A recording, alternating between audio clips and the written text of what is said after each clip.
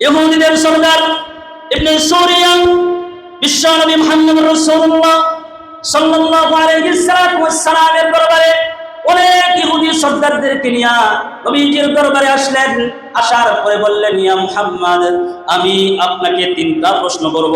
এই তিনটা প্রশ্নের জবাব যদি আপনি দিতে পারেন তাহলে আমরা সৎকেরে স্বেচ্ছায় আমাদের ইহুদি ধর্ম ছেড়ে আপনার কালিমা গ্রহণ করিব, অর্থাৎ আপনার কাছে মুসলমান হয়ে যাব। আপনাকে তিনটা প্রশ্ন করব।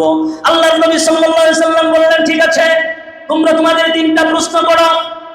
আল্লাহর নবীকে এক নম্বর প্রশ্ন করলেন। ইবনে সুরিয়া বললেন, ইয়া মুহাম্মদ, এক নম্বর প্রশ্ন, এই পৃথিবীর জমিনে একজন নবী আগমন করেছিলেন যে নবীর নাম হযরত ইয়াকুব আলাইহিস সালাতু ওয়াস সালাম। এই হযরত ইয়াকুব আলাইহিস সালাতু ওয়াস সালাম তিনি তিনার নিজের উপরে কিছু জিনিসকে তিনি হারাম করেছিলেন। সেই কি জিনিসগুলো হারাম করেছিলেন এবং কেন হারাম করেছিলেন যদি আপনি বলতে পারেন তাহলে আপনি কালিমা পড়ে মুসলমান হয়ে যাব। দুই নম্বর প্রশ্ন বললেন, পুরুষের বীর্য কেমন, মহিলাদের বীর্য কেমন, ছেলে সন্তান কখন জন্ম হয় আর মেয়ে সন্তান কখন জন্ম হয়। আপনি যদি প্রশ্নের জবাব দিতে পারেন তাহলে আমরা আপনার কাছে কালিমা পড়ে মুসলমান হয়ে যাব। তিন নম্বর প্রশ্ন করলেন, শেষ নবীর বৈশিষ্ট্য কি এবং তিনার কাছে যিনি ওহী নিয়ে আসেন তিনার নাম কি। আল্লাহু আকবার বলেন। যে তিনটা প্রশ্ন নবীজিকে করেছেন, এই তিনটা প্রশ্ন শুধু তাওরাতের মধ্যে উত্তর ছিল, আমাদের মুসলমানরা কেউ জানতো না। সুবহানাল্লাহ বলেন। এই তিনটা প্রশ্নের জবাব মুসলমানেরা জানতো না। এই একমাত্র ইহুদি ধর্মের যারা ছিল এই তিনটা প্রশ্নের জবাব শুধু তারাই জানতো। এজন্য নবীজিকে প্রশ্ন করলেন, আপনি যদি এই তিনটা প্রশ্নের জবাব যদি দিতে পারেন তাহলে আপনার কাছে কালিমা পড়ে মুসলমান হয়ে যাব। আপনি বলেন এই তিনটা প্রশ্নের জবাব আপনি আমাদেরকে দেন। আল্লাহর নবী বিশ্বনবী মুহাম্মদ রাসূলুল্লাহ সাল্লাল্লাহু আলাইহি ওয়াসাল্লাম তিনি বললেন, এই পৃথিবীর জমিনের মধ্যে একজন নবীর আগমন হয়েছিল, তিনার নাম হযরত ইয়াকুব আলাইহিস সালাতু ওয়াস সালাম। তিনার একটি রোগ হয়েছিল, সেই রোগের নাম হচ্ছে ইরকুন নিসা। রোগের নাম কি বলেন? ইরকুন নিসা রোগ হয়েছিল। এই ইরকুন নিসা রোগটা কেমন? যেমন আমাদের সমাজে অনেকের পাইলস রোগ হয়, পাইলস রোগের মতো এই রোগটার নাম হচ্ছে ইরকুন নিসা। হযরত ইয়াকুব আলাইহিস সালাতু ওয়াস সালামের এই রোগ ছিল। এই রোগ থাকার পরে ইয়াকুব আলাইহিস সালাতু ওয়াস সালামের পছন্দের কিছু খাবার ছিল। হযরত ইয়াকুব আলাইহিস সালাতু ওয়াস সালাম তিনি উটের দুধ পছন্দ করতেন, তিনি উটের গোশত পছন্দ করতেন, তিনি উটের চর্বি বড় পছন্দ করতেন। এই রোগ যখন তার হয়েছে তখন আল্লাহ তাআলাকে ডাক দিয়ে বলে, হে আল্লাহ, আপনি যদি আমাকে এই রোগ থেকে যদি আপনি আমাকে মুক্ত করেন, এই রোগটা যদি আপনি আমাকে ভালো করে দেন তাহলে আমার পছন্দের খাবার উটের দুধ, উটের গোশত, উটের চর্বি এগুলো আমি জিন্দেগিতে আর কোনোদিন ভক্ষণ করব না। আল্লাহ আপনি আমাকে ভালো করে দেন। কারণ হযরত ইয়াকুব আলাইহিস সালাতু ওয়াস সালামের মলদ্বার দিয়ে প্রতিদিন প্রত্যেকটা সময় টপ টপ করে রক্ত প্রবাহিত হইতো।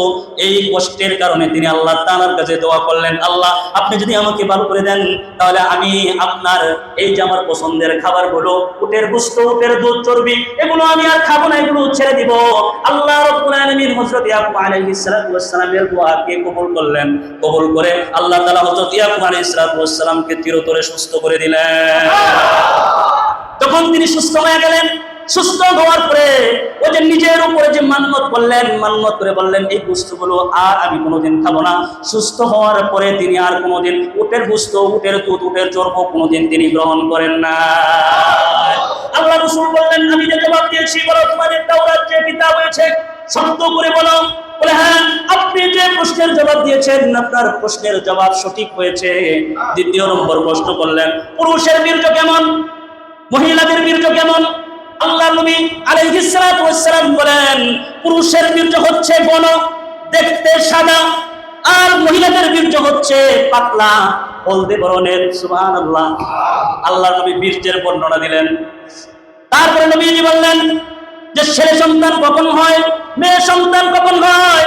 নবীজি আলাইহিস সালাতু ওয়াস সালাম জবাব দিলেন, স্বামী স্ত্রী মিলনের পরে যখন তাদের ভিতর থেকে নাপাক পানি বের হয়, স্বামী স্ত্রী উভয়ের পানিগুলো আল্লাহ তাআলা জরায়ুর মাধ্যমে এটাকে আল্লাহ তাআলা সংরক্ষণ করেন। সুবহানাল্লাহ। জরায়ুর ভিতরে আল্লাহ তাআলা এখানে জমা করেন। জমা করার পরে এই নাপাক পানিটুকু ডিম্বাণুর ভিতরে নিয়ে যান, সুবহানাল্লাহ। ডিম্বাণুর ভিতরে নেওয়ার পরে সেখানে আল্লাহ তাআলা একটা প্রতিযোগিতা করান। পুরুষের বীর্যের একটা প্রতিযোগিতা হয়, মহিলার বীর্যের একটা প্রতিযোগিতা হয়। মহিলার বীর্যের উপরে পুরুষের বীর্য যখন প্রাধান্য হয়ে যায়, জিতে যায়, তখন আল্লাহ পাক তাকে ছেলে সন্তান দান করে। আর মহিলার বীর্য যখন পুরুষের বীর্যের উপরে প্রাধান্য পায়, তখন আল্লাহ তাআলা কন্যা সন্তান দান করে। অর্থাৎ যে কথাটা বুঝাইবার চাই, পুরুষ যদি শক্তিশালী হয়, পুরুষ যদি শক্তিশালী হয় তাহলে পুরুষ সন্তান হয়, আর মহিলা যদি দুর্বল থাকে তাহলে আল্লাহ তাআলা কন্যা সন্তান দান করেন। এজন্য আল্লাহ তাআলা সেখানে একটা প্রতিযোগিতা করায়। ওই প্রতিযোগিতার ভিতরে যদি পুরুষের বীর্যটা স্ত্রীর বীর্যের উপরে প্রাধান্য পায়, সেখানে যদি জিতে যায়, আল্লাহ পাক তাকে ছেলে সন্তান দান করে। আল্লাহ নবী আলাইহিস সালাতু ওয়াস সালাম জবাব দিলেন। জবাব দেওয়ার পরে ইহুদিরা বলল, আপনি যে প্রশ্নের জবাব দিয়েছেন, আপনার প্রশ্নের জবাব সঠিক হয়েছে। আপনি যে প্রশ্নের জবাব দিয়েছেন, আপনার প্রশ্নের জবাব সঠিক হয়েছে। 3 নম্বর প্রশ্ন করলেন, শেষ নবীর বৈশিষ্ট্য কি? তার কাছে যিনি আসেন, তিনার কাছে যিনি আসেন, ওহী নিয়ে আসেন, তিনার নাম কি? আল্লাহ নবী আলাইহিস সালাতু ওয়াস সালাম বললেন যে শেষ নবীর বৈশিষ্ট্য হচ্ছে তিনি যখন ঘুমিয়ে থাকেন তখন তিনার অন্তর জাগ্রত থাকে। নবীজি আমাদের, তিনি যদি ঘুমায়ও থাকেন আর ঘুমন্ত অবস্থায় যদি নবীজি কোনো স্বপ্ন দেখেন, তাও বাস্তবে ওহী, সুবহানাল্লাহ, তারপরেও বাস্তবিতে ওহী হয়ে যায়। এজন্য আল্লাহ রাসূল বললেন শ্রেষ্ঠ নবীর বৈশিষ্ট্য হচ্ছে তিনি যখন ঘুমিয়ে থাকেন তিনার চক্ষু ঘুমায়, তিনার অন্তর ঘুমায় না, তিনার অন্তর জাগ্রত থাকে। আর যখন স্বপ্নে যখন তিনি কিছু দেখেন তখন এটা ওহী হয়ে যায়। আর এই ওহী নিয়ে যিনি আসেন তিনার নাম হচ্ছে হযরত জিবরাইল। যিনি ওহী নিয়ে আসেন তিনার নাম হচ্ছে হযরত জিবরাইল। এখন ইহুদিরা বলে, এতক্ষণ পর্যন্ত আপনি আমাদের প্রশ্নের যে জবাবগুলো দিয়েছেন সব ঠিক আছে,